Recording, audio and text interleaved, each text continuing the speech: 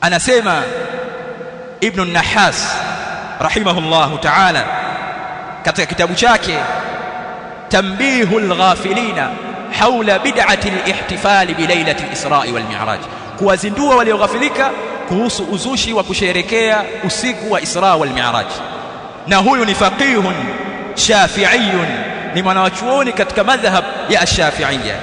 Anasema anna al-ihtifala bi hadhihi al-laila bid'atun 'azimatun fi ad-din, kusherekea usiku huu wa Isra wal Mi'raj, hata kama ingekuwa umeainishwa, tujalie unafahamika, kwa kuwa hakuna dalili katika Qur'ani juu ya kusherekea, wala mafundisho ya mtume, wala vitendo vyake, wala takriri yake, basi hiyo ni bid'a iliyokuwa kubwa.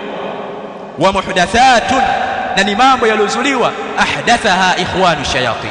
Akazungumza maneno makali, ni mambo yaliyozuliwa na ndugu wa mashaitani, kuashiria jambo hili halina fungu lolote katika kitabu cha Allah subhanahu wa ta'ala wala sunna za mtume Muhammad sallallahu alayhi wasallam.